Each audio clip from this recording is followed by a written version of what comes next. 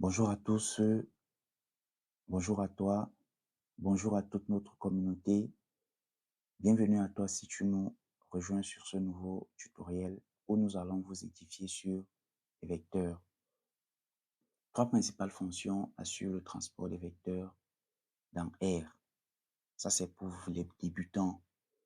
Ce sont les fonctions combinées, ce sont les fonctions séquences et la fonction répétée. Pour que tu te perfectionnes et pour que tu comprennes réellement ce que tu vas faire dans l'avenir, dans R ou avec R, il faut que tu comprennes l'importance et la manipulation de ces trois fonctions. Si tu n'es pas encore abonné à notre chaîne, nous te prions, s'il te plaît, de cliquer sur le bouton s'abonner et d'activer la cloche de notification pour recevoir les prochains tutoriels. Aussi, comme nous vous l'avons dit, le but de cette chaîne, c'est de vous pousser à booster vos compétences en analyse de données. Entrons dans le studio pour pouvoir voir réellement ce que c'est les fonctions combinées, les fonctions séquences, les fonctions répétées. Nous allons commencer avec la fonction combinée.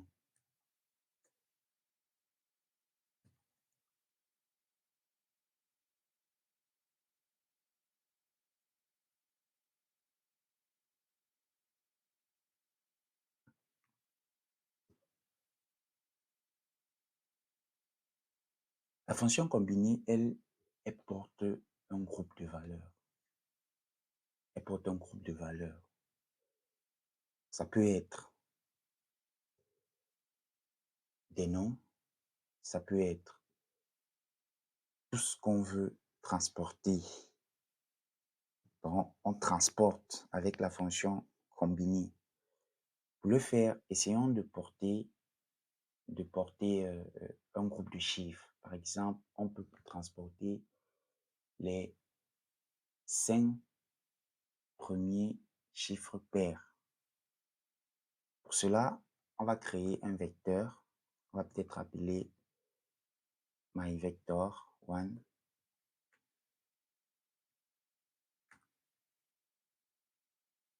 myVector1. Nous avons dit, nous allons porter les 5 premiers chiffres pairs. 2, 4, 6, 8, 10. Vous voyez que ici, on nous dit que le premier vecteur, qui est le vecteur 1, porte 5 chiffres qui sont 2, 4, 6, 8 et 10. Ces 5 chiffres-ci sont groupés et dans R, on va les transporter ensemble parce qu'on les a groupés avec la fonction concaténée. Je rappelle que ici, nous sommes là avec une personne qui débute dans R et qui veut se perfectionner. Nous pouvons encore créer un deuxième vecteur qui peut transporter les différents métiers retrouvés au Cameroun, les métiers les plus retrouvés au Cameroun. Prenons par exemple, on va l'appeler le vecteur 2, c'est-à-dire myVector2.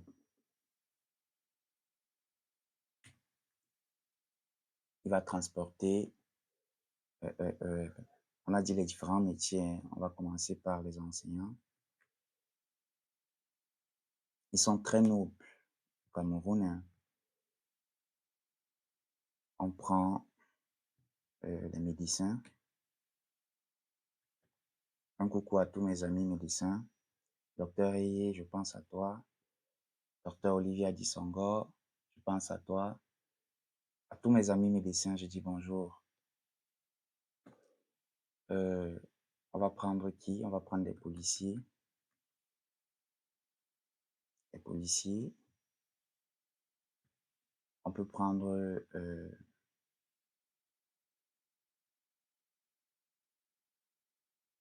les journalistes.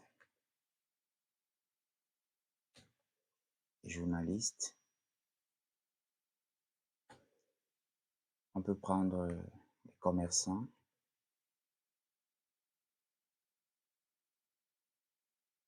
On peut encore prendre les ingénieurs. Un coucou spécial à tous mes amis ingénieurs. On peut prendre, on peut encore prendre quel métier important au Cameroun là.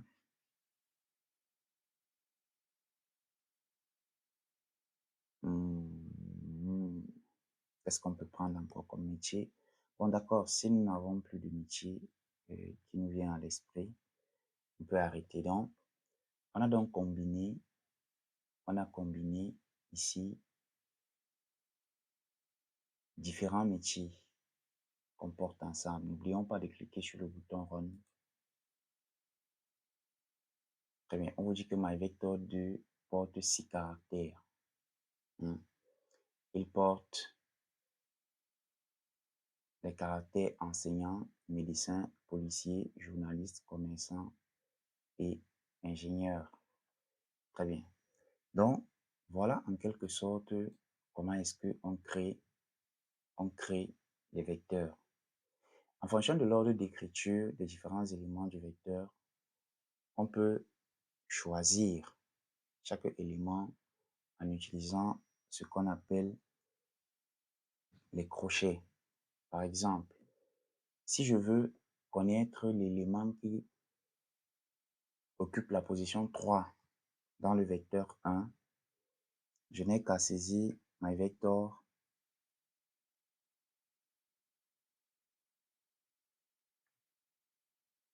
myVector 1, je prends le crochet, je demande qui occupe la position 3, on me répond c'est 6 qui occupe la position 3. Comme j'étais en train de vous le dire, en fonction de l'ordre d'apparition. Si on prend 2, 4, 6, vous voyez, c'est 6 qui occupe la position 3. Si je veux connaître le métier qui occupe la position 4 dans le vecteur 2, je vais taper myVector tout. Je lui demande qui occupe la position 4. Il va me dire c'est journaliste. Effectivement, en fonction de l'ordre d'apparition, on voit il y a enseignant, médecin, policier et journaliste. On voit que ce sont ces journalistes qui occupent la position 4. Effectivement, comme nous avons demandé à R. R fait vraiment des choses magnifiques. Hein. Si je veux connaître les métiers qui occupent la position 1 et la position 5, par exemple, je n'ai qu'à lui dire myVector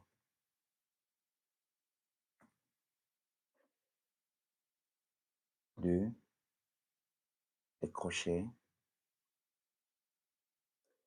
Je lui dis qu'il me choisisse les métiers. Vous voyez, ici, j'utilise une fonction combinée parce que je veux qu'il me donne deux choses. J'utilise la fonction combinée, métier 1 et 5, nous avons dit. Il me répond que c'est enseignant et commerçant qui occupent les positions 1 et les positions 5 dans notre vecteur.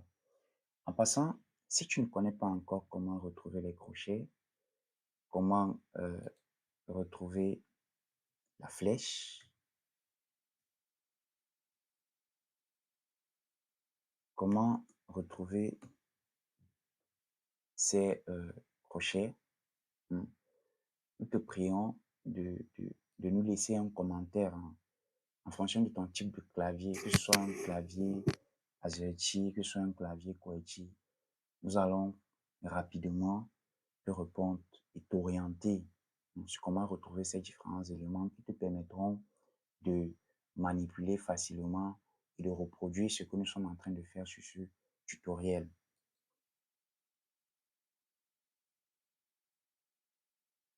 Très bien. Là, nous avons fini avec la fonction combinée, la fonction concaténée. En résumé, c'est une fonction qui permet de transporter un groupe de valeurs. Comme vous avez vu, on groupe ensemble et on transporte. Prenons la deuxième fonction qui est la fonction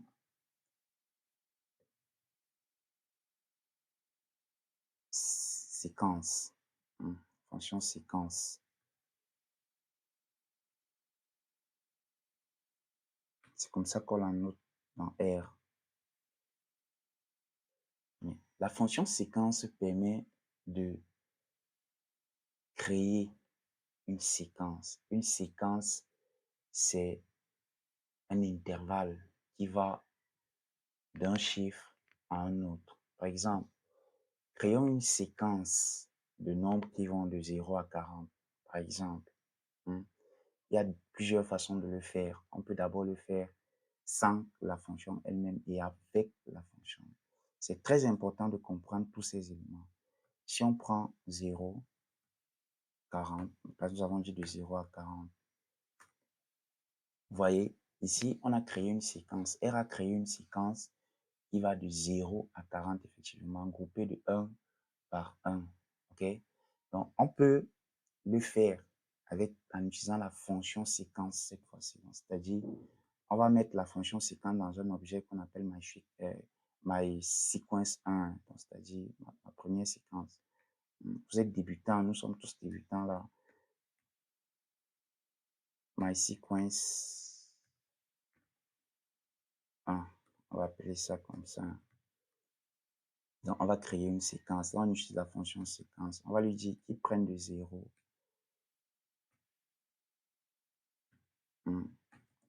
à 40.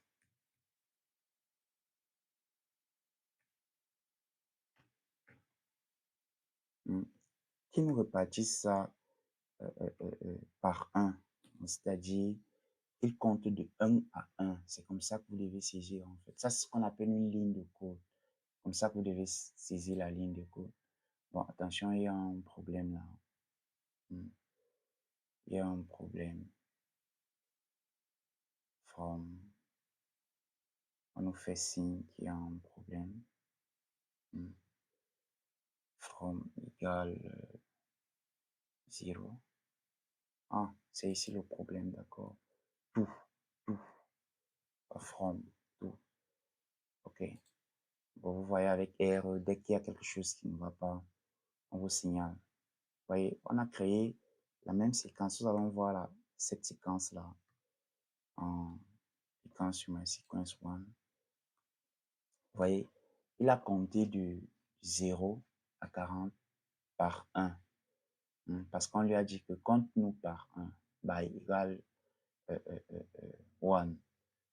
Il a fait en fait, parce qu'on lui a demandé de compter par 1. Aussi, on peut lui demander ma séquence, on va reprendre la même séquence, ma séquence 1. On va utiliser la fonction séquence comme nous avons dit. Fonction séquence, on va lui dire from égale 0, tout, faisons plus l'erreur que nous avons fait en haut, égale 40.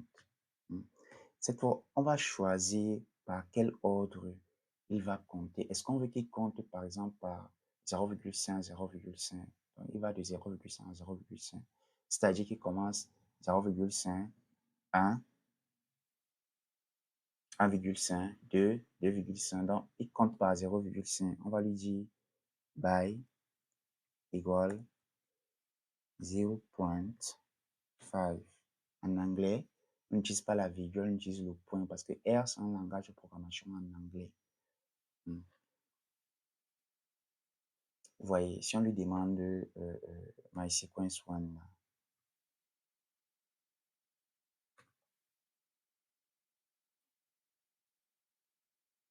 vous voyez, comme je vous l'ai dit, il compte de 0,5 à 0,5 parce que nous lui avons demandé de compter par de 0,5 à 0,5.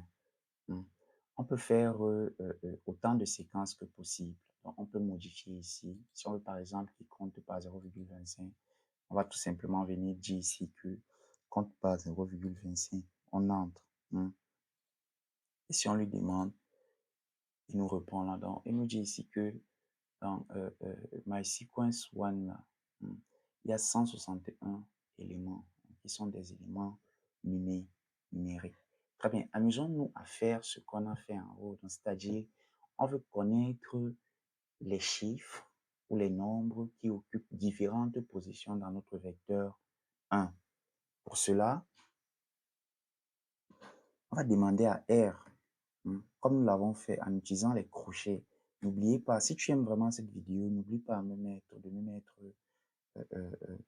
un pouce bleu pour m'encourager à faire les autres vidéos. Vraiment, encourage-moi en me mettant un pouce bleu, en partageant aussi la vidéo avec tes camarades.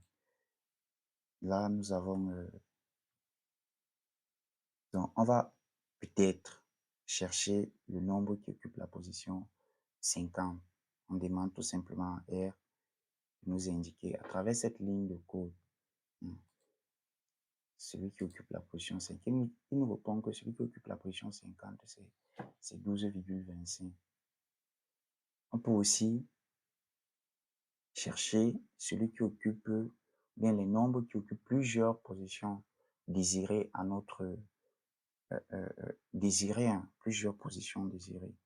Si on prend peut-être My Sequence 1,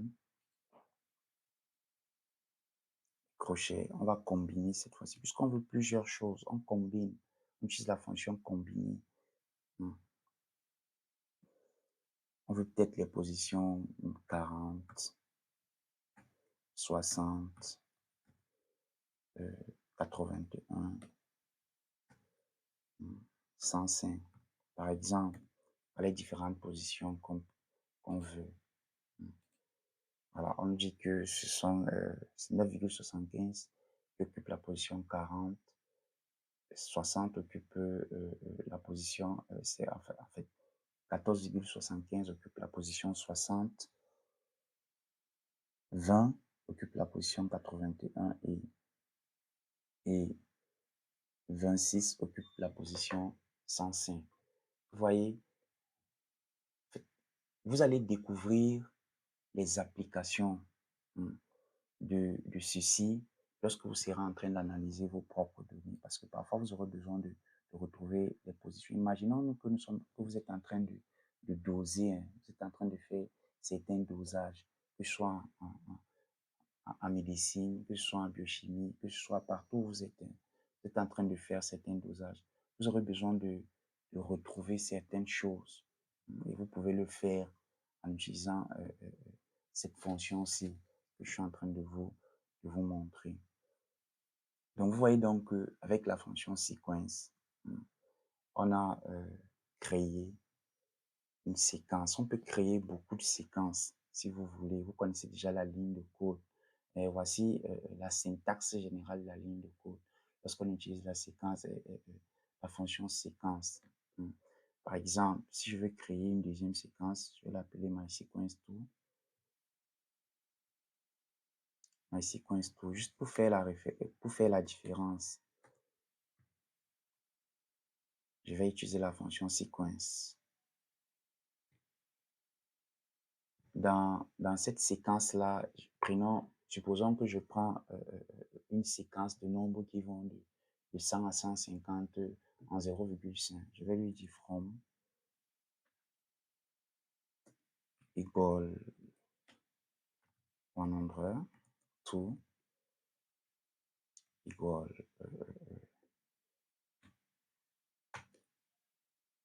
150 by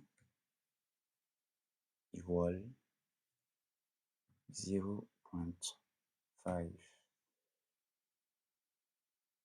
Vous voyez, il a créé la deuxième séquence et on va aller voir ça ensemble. My sequence 2. Vous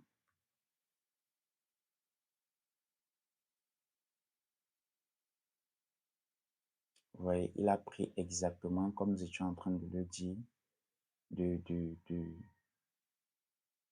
de, de 100, 150, mais en 0,5, donc c'est-à-dire 100, 100,5, 101, 101,5, 102, 102,5, de 0,5 à 0,5. Vous pouvez vous amuser en cherchant les positions de chaque nombre dans ce vecteur-ci en utilisant la fonction concatenate. Amusez-vous, ça vous habitue vraiment à pouvoir utiliser le langage de programmation. Ça vous habitue. Faites ça plusieurs fois, et vous prendrez la main, non seulement même de votre clavier, mais aussi de, de, de l'initiation au langage de programmation avec R, comme nous sommes en train de le faire ici, mais à travers déjà l'analyse de données. Si tu aimes vraiment la vidéo, n'oublie pas de nous laisser un pouce bleu, de partager et d'informer aussi l'un de tes camarades. Ça peut être très, très important pour lui. Vous savez, l'analyse de données est très, très importante pour nous les étudiants et on doit en informer les autres. Donc, partagez considérablement la vidéo pour aider les autres aussi. Ne profitez pas de ça tout seul. Très bien. La troisième fonction que nous allons utiliser, c'est la fonction repeat. La troisième et la dernière. La fonction repeat.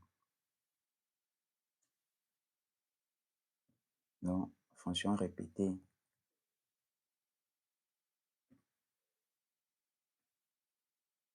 Fonction répétée. Voici comment on la note dans R.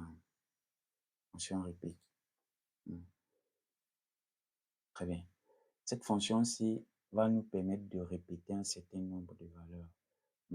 Si on crée par exemple, on lui dit par exemple, répète-nous de 1 à 5. Alors, on veut qu'il nous répète 1 5 fois par exemple. 1 5 fois. Donc, vous voyez, il a répété 1 5 fois. Il y a là 1, 2, 1, 1, 1. En fait, c'est 1 5 fois. Comme vous êtes en train de, de dire, OK? Supposons qu'on veut répéter une séquence. Pour répéter une séquence, on fait quoi?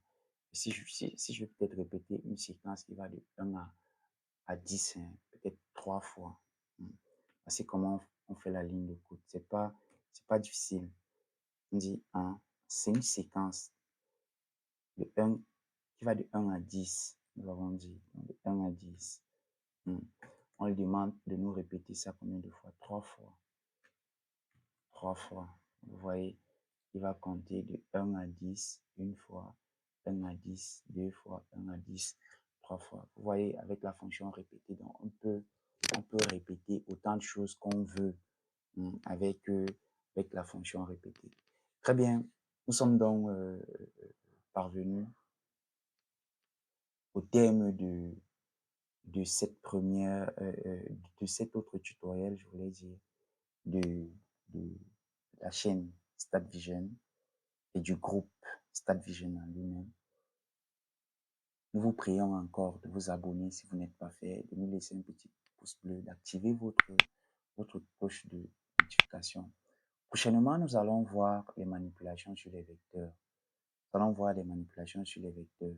Nous te prions vraiment de t'abonner pour pouvoir être au parfum et pour pouvoir maîtriser le logiciel R. Abonne-toi vraiment à la chaîne pour le faire, pour recevoir tous nos tutoriels dès qu'ils seront mis en ligne. Donc, active aussi la cloche de notification. N'oublie pas, s'il te plaît. Très bien, nous allons voir les manipulations sur les vecteurs, c'est-à-dire quelles sont les différentes opérations qu'on peut mener sur les vecteurs. Et ensuite, nous allons parler des matrices. Il faut vraiment que tu sois là la prochaine fois pour pouvoir visionner ce tutoriel. Nous te remercions beaucoup d'avoir choisi StatVision pour te former et nous nous disons à très bientôt pour un nouveau tutoriel.